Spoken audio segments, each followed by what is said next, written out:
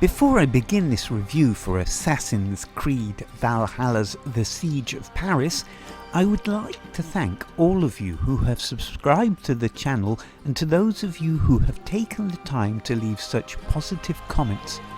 It is very much appreciated and makes creating videos for the channel even more fulfilling. The channel has now entered its 5th year, and as ever there are plenty more videos to come. Here is to the next 5.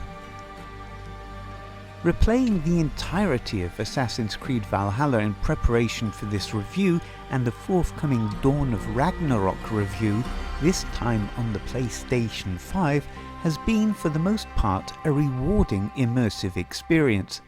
Everything that was stated in the review for Valhalla on this channel still holds, including this reviewer's opinion on the inclusion of a stamina bar.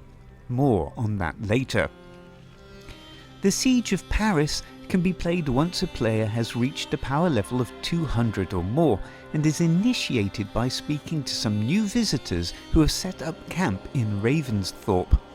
Here they will encounter Tokka, a female Viking warrior who is seeking to recruit Eivor to help her uncle Sigfred defend the Norse-settled lands of northern France from the Mad King, Charles the Fat.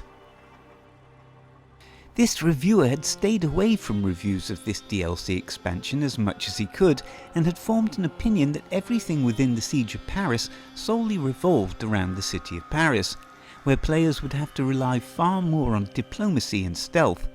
Although there are opportunities here for some diplomacy, there are plenty of opportunities for Eivor to go full Vikinger if you so wish. The expansion features a fairly large open world area divided into different districts which are populated with an assortment of activities that are consistent with the base game.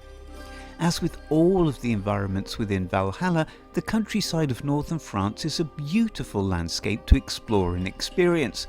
Reminiscent of England at times, but made distinct by fields of poppies, different local birds and other features specific to northern France.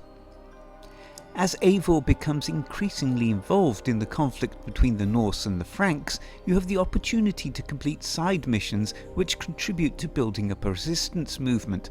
Completing missions awards a currency that can be used to bolster the resistant fighters themselves, or purchase new items such as pieces of a new armor set, new tattoos, etc. Having the opportunity to see Paris as it was in the 9th century was definitely a highlight for this player, who has spent time in the city in real life, and will be a great contrast for players who have played Assassin's Creed Unity, which centred around a recreation of Paris in the 18th century. As with the base game, the story for Siege of Paris is intriguing and well written, bolstered by strong voice performances led by Cecile Stenspiel and Magnus Brunn as Eivor, and new characters including Leonie Schleising as Tokka and Sean Deppner as Sigfred, amongst others. The whole cast helped to ensure that the Siege of Paris has a distinct and separate identity from Eivor's other adventures. Of course, the story is complete fiction, especially in relation to any interactions with the Francian King, Charles, but it never feels out of place set against the rest of the mythos of Assassin's Creed Valhalla.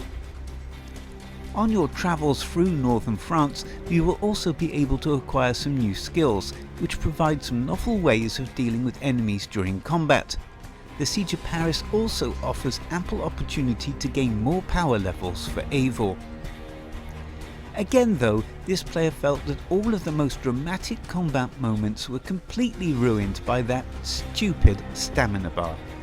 All of the momentum leading up to these spectacular experiences are completely ruined by Eivor grinding to a halt, out of stamina, being smacked around like a piñata.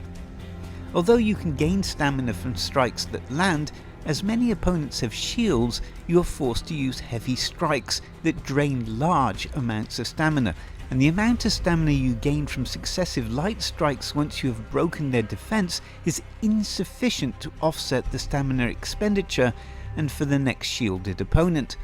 as you are often surrounded by armoured and shielded opponents in the large battles. No matter how you play, it results in the same situation. Eivor out of breath, standing there and getting thwacked like Rocky. The stamina bar is just the most incredibly stupid thing to include in a game of this nature. Completely idiotic. Stephanie Economou provides a brilliantly atmospheric musical veil of darker, more foreboding themes that both complement the soundtrack from the base game while imbuing the expansion with its own separate identity within the Valhalla saga. Overall, this player was glad to have travelled to northern France and to have gazed upon Ye Olde Paris. The Siege of Paris proves to be an intriguing, rewarding and memorable episode within the Valhalla experience.